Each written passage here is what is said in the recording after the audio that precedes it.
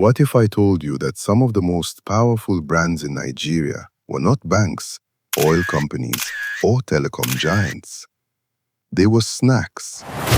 Small packets of Yale Fishly, Speedy, Pepper Snack, Digestive, and coconut cookies. Snacks that cost only a few naira, but somehow became part of our childhood. If you grew up in Nigeria in the 90s or early 2000s, you probably remember them.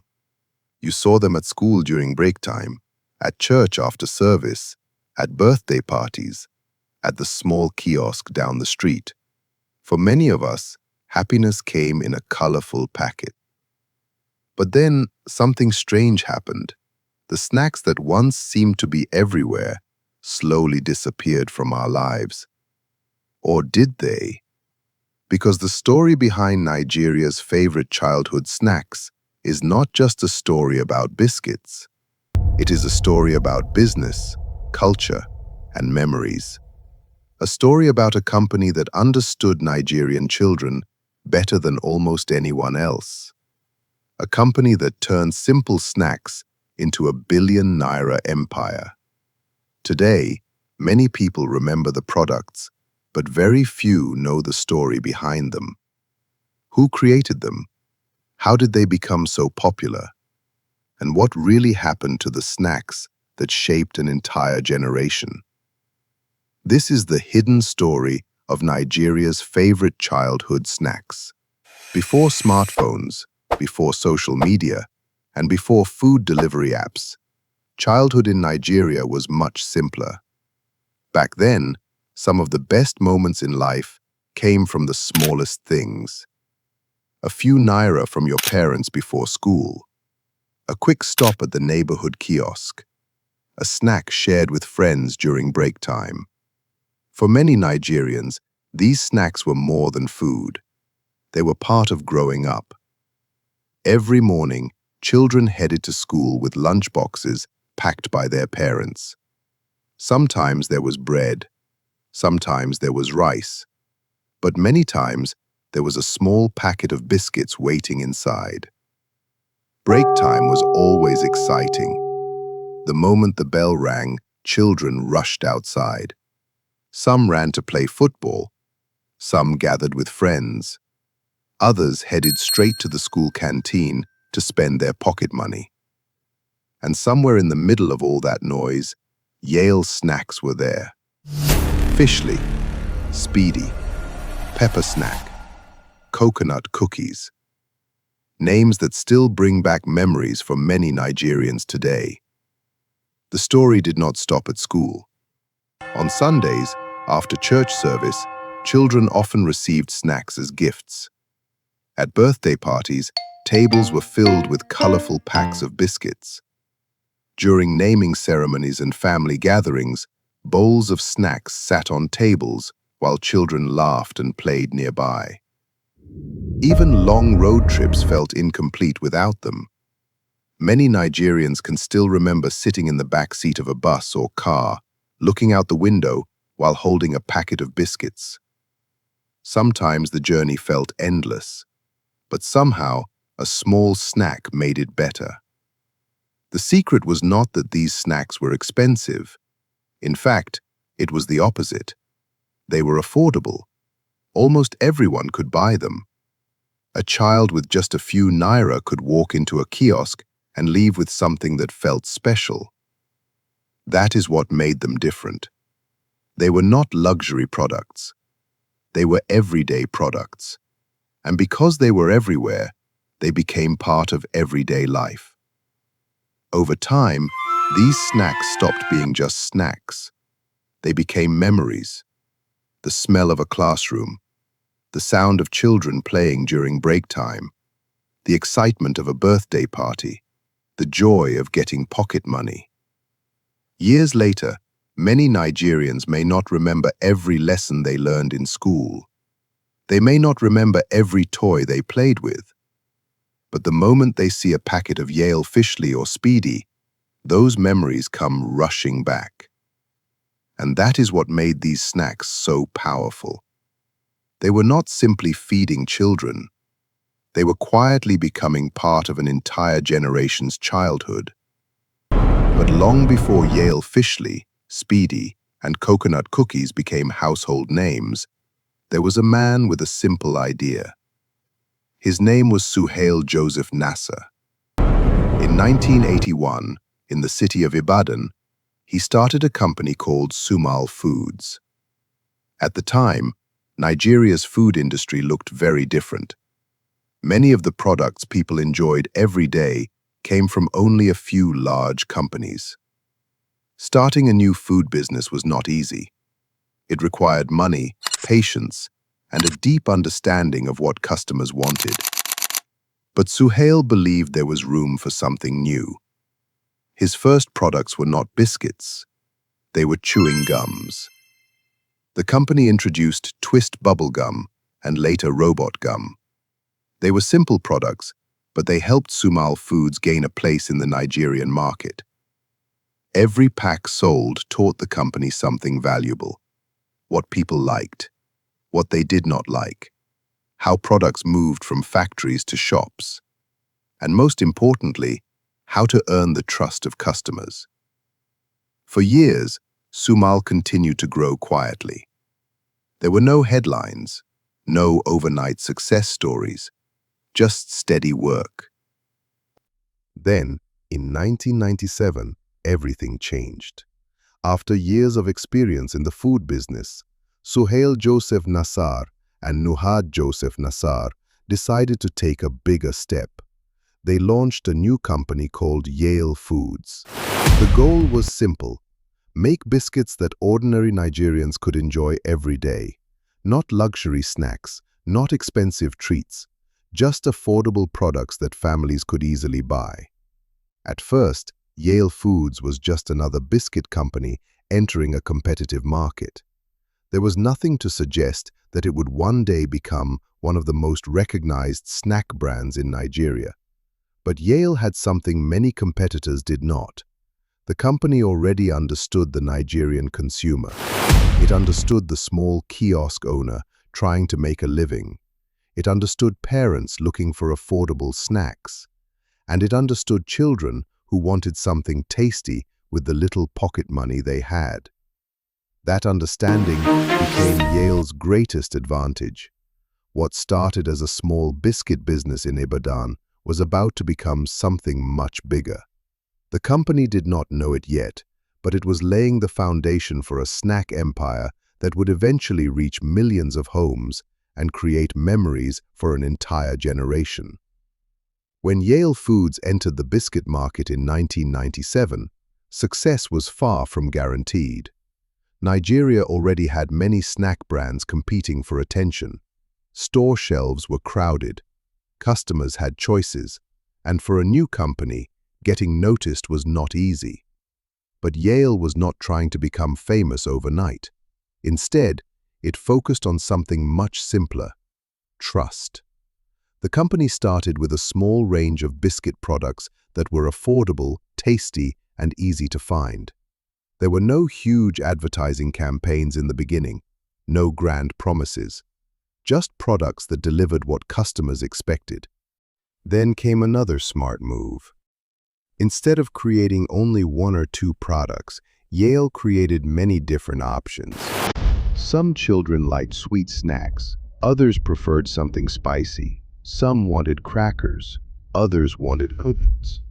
Yale tried to serve everyone, but perhaps the smartest move of all happened in schools. Yale did not wait for children to discover its products. The company went directly to them. It sponsored school events, supported inter-house sports competitions, shared free samples, and introduced new products where children gathered every day. This was more than marketing, it was relationship building. Children tried the snacks, they liked them. Then they asked their parents to buy them again. Over time, Yale became more than a brand, it became familiar. It became trusted. And while most people saw only a packet of biscuits, Yale was quietly building something much bigger. It was creating a connection with an entire generation. a connection that would help turn a small biscuit company into one of Nigeria's most recognized snack businesses. As the years passed, Yale's strategy began to pay off. What started as a growing biscuit company slowly became one of the most familiar names in Nigerian homes. This was the period when Yale reached its peak. Its products were everywhere. Every child seemed to have a favorite. Some loved the sweet taste of coconut cookies. Others preferred the spicy kick of pepper snack. Some enjoyed fishly during break time at school, while others saved their favorite snacks for the journey home. While competitors fought for attention, Yale was building loyalty. By now, the company had become more than a snack manufacturer. It had become part of Nigerian culture. This was Yale's golden era, the years when the company seemed unstoppable.